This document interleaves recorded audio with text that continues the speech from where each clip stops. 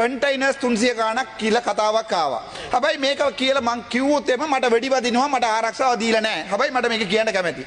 මේගොල්ලෝ ඡන්ද ඉල්ලන්න කලින් ජර්මනි වලින් ගිහිල්ලා තිබ්බා අපේ ප්‍රෙසිඩන්ට් ගිහිල්ලා තිබ්බා ජර්මනි එක අපේ ඩයස්පෝරා එක හම්බුණා. ඩයස්පෝරා එක හම්බෙලා යම්කිසි ඒ කියන්නේ ඒගොල්ලන්ට කරන්න පුළුවන් කියලා මේ රටේ කරන්න බැරි දේවල් අපිට පොරොන්දුවක් දුන්නා එහෙම කරනවා කියලා. එතකොට තායිලාන්ත වලින් තිබ්බ කන්ටයිනර් එක තිබ්බ බඩු ටික අපේ ප්‍රභාකරන්ගේ බඩු ටික මම මේක පැහැදිලිව සිංහලෙන් කියන්නම් මට මේකින් පස්සේ මරණ දර්ශනයක් එයි ඒ වුණාට මට බය නැහැ.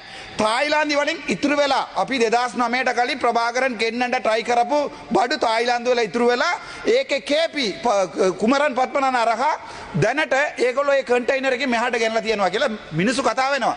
මටත් මගේ ඩයස්පෝරා එකකින් කතා කරලා කිව්වා ජර්මනි වල ඒ බඩු ටික අන්තිමට ඉතුරු වෙච්ච ආයුධ ටික ගිනියාවි ටික ඒ කන්ටයිනර් එකට දාලා තමයි මේ ළඟදී ගෙනලා තියනවා කියලා. හැබැයි මට මේක ඔප්පු කරන්න බෑ. කිව්වා ඕ වගකීමෙන් කියන්නේ ගොඩක් වගකීමෙන් කියන්නේ එතකොට මම මේක කිව්වා කියලා තමයි කිව්වේ නැගිටිනවා කියලා මේක තමයි සිද්ධ වෙලා තියෙන්නේ. ඒ 300 ගාන කන්ටයිනර් එකේ ආපු බඩු එක තිබ්බේ අපේ ප්‍රභාකරන්ගේ ගිනියාවි ඒවා ඉතුරු වෙලා තායිලාන්ත වල තිබිලා ඒවා දැන් වලට ගිහිල්ලා ආපහු ගෙනලා දිනවා මේක. හැබැයි එහෙම කියලා ඔබතුමා ප්‍රකාශ ඔබ වගකීම් බාරගත යුතුයි. අනිවාර්යයෙන් මම සිංහලෙන් කිව්වේ වගකීම බාර ගන්නවා කියලා. එතකොට සිංහල තේරෙනවානේ. එතකොට ඒව දැන් කිව්වා කියලා මට දැන් මාව පාර්ලිමේන්තු මන්ත්‍රීකමක් අයින් කරන්න කියලා ඔය ඉන්න ආණ්ඩුවේ නඩුවක් දාලා දිනවා. මම මේක කිව්වානේ. දැන් ජූනි 26 වෙනිදා මගේ නඩුව තියෙනවා. මට මම මේ තව එකක් කියලා මේ පාර්ලිමේන්තුවෙන් ඉවත් වෙලා යන්නම්. ඒක අහන්න.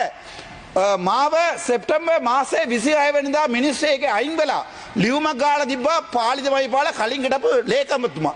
හැබැයි ඊට පස්සේ මේ NBB එකම ගිහලා නඩුවක් දැම්මා මම ડોක්ටර් වෙලා ඉන්නකොට නොමිනේෂන් එකක් දැම්මා කියලා. ඒ නඩුව දැන් කෝට් ඔෆ් අපීල් එක යනවා. දැන් මම මේක කියපු ඉඳා අනිවාර්යෙන් මාව ඉවත් කරනවා. ඒක කිසි අවුලක් නැහැ. පළාත් සභාවේ ඡන්ද තියෙනවා අපි පළාත් සභාවේ බලාගමු.